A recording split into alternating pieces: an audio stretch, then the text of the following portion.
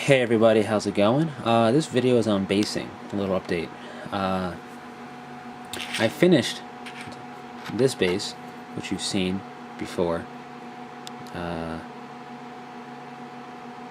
all nice and done and edged.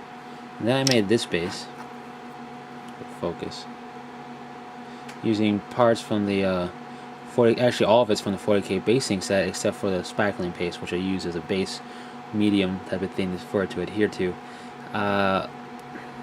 This is small slate with I think one medium slate piece from the 40K basing set as well. And I'm happy with the results. I'm learning as I go. I think I know something else I have to do to make this look a little better. I put this piece with the canteen and some of the spent shells down a little bit too far, so it kind of looks like this is above it, which works, don't get me wrong. It could be a patch of clearing in a bunch of rubble, which happens. So, not a big deal. But I'm learning as I go. And this stuff, I said it before, but I highly recommend something like this if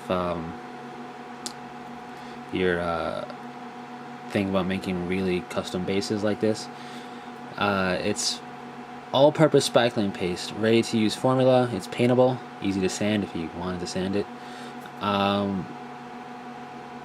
It's 8 ounces, interior, exterior, and all that good stuff. I can't really pop the lid off to show you because it's with one hand, because I don't have the tripod set up. But there's a lot in here. I highly recommend it or something comparable to it for putting texture to your bases, because what it does is, instead of having a flat base like most of my bases, hold on as I reach off camera and show you a base I want to show you later. This base, it's simple, it's a slotted base, so it does have that, but it's pretty flat. And we look at this base like this, it's not flat, it's got detail to it. Same thing with this base. Now you can achieve that with using flock,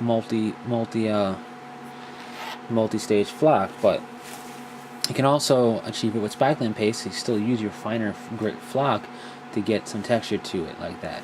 Now if you want to make like a sandy hill, you could do it that way. Still use like the flocking material you get from GW, you know, the green stuff, the green flocking stuff, or from any other company, or even regular sand. Put it on there and have depth to your base.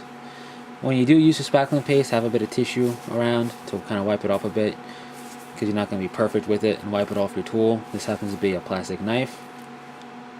Pretty much you take it like you would any, like butter or any other type of spread. You take a little bit and spread it along your base, as thick as you want to as thin as you want. I'm going for semi-thin, not too thick for now. I'll probably try a little thicker in the future. Once you spread it down, you can use your knife or other tools, if you want to use your sculpting tools even, to try and give it an uneven texture, take out some of the knife marks on it, make it look basically random and smooth and natural as you can. And then you take whatever bits and stuff you want to put and just shove them in there.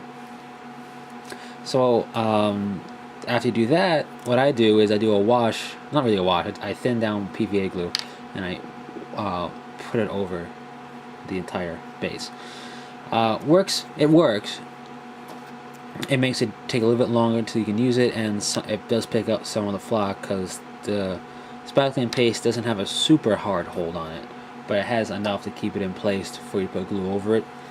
I would suggest, if you use a bigger bit like this, putting a dab of glue on the bottom of that and then smushing it into the paste. I don't know if that actually works when the glue dries and the paste hardens, but to me it feels like it does at the very least.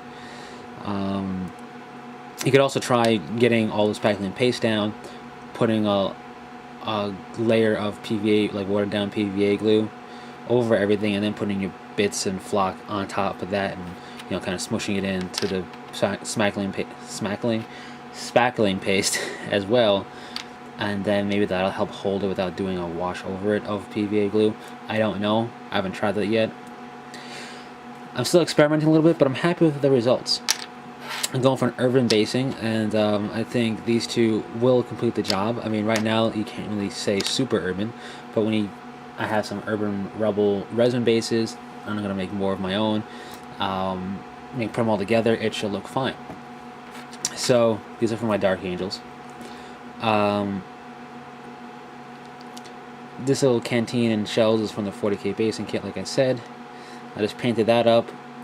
The dry brushing itself, for the Rebel, I do a base coat of black, and you want to be liberal but not clumpy or chunky with your base coat. So water it down a bit, do a couple of layers if you have to. But what the base coat does, aside from getting it ready to paint, is it also helps hold your flock down, whether it be spackling paste or whether you glued it down already or whatever you have done. The paint itself acts as a layer, like a layer to lock in that flock. It's not super strong, but it does help. And then once you're done with that, you let it fully dry. Make sure it's fully dry before you do anything. And then I dry brush Codex Gray, then Fortress Gray, then Astronomicon Gray over this for the feel of an urban rubble environment that I'm going for, which is a classic. You'd also do it in stages like desert color if you want to have like a desert rubble, like the buildings and surrounding area were cut from the stone of the land instead of imported in or whatever. And yeah, then what I did after that is I washed Bedazzled Black over everything, because when you do the dry brush, it kind of takes away the depth and detail of the flock pieces, so it kind of looks kind of muted. When you Bedazzled Black it, or any other type of black wash, or if you're going to do a deserty thing, a brownish wash, whatever wash you use, it kind of crisps out the detail, makes it come to life a bit. You can see the different pieces and the depth to it and all that, and it just really helps make it pop. And then I just cleaned up the edges with Camry Brown, I believe, and they're good to be used for bases, for painted models. I feel bases are important, so that's why I try all these different things. So I highly recommend this, and experimenting with it, or something like this all-purpose spackling paste. There was another one that said like it resists shrinking or whatever, but when I picked it up, it felt a lot lighter than this one. I don't know if that's just the way it is, or if it had less to it. I didn't bother reading. I just picked up this one because it felt heavier. That's real scientific there. Anyway, on to this base. Those are for my Dark Angels. This is for my Angels of Fury, a test base that I haven't. It's not finished yet. This tread plating is got the Imperial Eagle for the treads, I guess, and it's from the 40k basing set as well. You get one circular piece like this that fits directly onto a base of this size, which is nice. What I did was I base coated black, then I did Macarius Solar Orange, I think it's called, and then Bestial Brown. There we go. First the orange, then the brown. The brown covered up most of the orange. I may try doing it different the other way. I actually think the next time I do a base like this will be brown with a heavy dry brush of orange over the entire thing, and then go from there. But either way will work just fine, I think. You won't be able to tell I did it the opposite way here, hopefully when I'm done with it. Then I did successive layers of dry brushing of Boltgun metal over it, and I was liberal with it. I even got it onto the floor itself, in between the tread plating. It's okay. I want it to be random, and then that's where I'm at. I don't know how to continue with doing a rusted Space Hulk feel.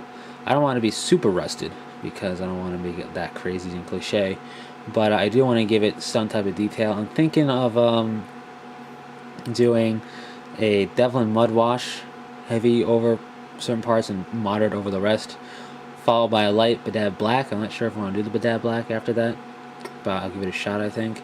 And then dry brushing Boltgun metal, and that being pretty much it. I'm not going for super orangey rust. I'm just going for general use and neglect. Like, that's why I'm going to dry brush a Boltgun metal, to signify it's been walked across by something recently. And neglect with the heavy Devlin Mud Wash. I don't know if I should do a dry brush, a very, very light dry brush of brown or orange, or the Solar Orange over this, or maybe brown and then orange, really light, over this particular stage, and then, or stippling of those colors at this stage, and then doing the wash. I think the stippling may be better than the dry brush, I don't know. If anybody has any tips for doing kind of deck plating like this, be sure to let me know, because I'm not sure. As far as using powders go, I don't have any. I did a Forge World order with a bunch of friends, and I put the first Forge World powder set, not the second one, but the first one, in that order. So whenever that comes in, I'll have it. But I don't have any powders so far. So I'm trying to do this without using weathering powders. I'm not gonna wait to use the powders. I mean, I'm gonna, once the model's done that will be on this base, it's going on this base. But I actually haven't started on that model, so this base is gonna be pretty open. But for a while. But I am interested in trying out some powders to do that, kind of give it like splotchy, dirty areas with the powders and all that.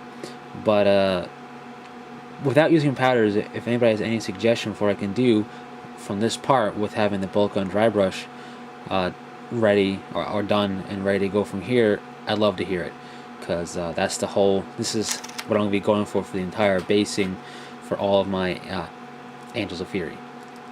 So yeah, I also don't know what color I want to do on the sides. I was thinking about doing this, clean it up with regular black. I don't want to do blue. I think the brown, I just do it so much I want to change the pace.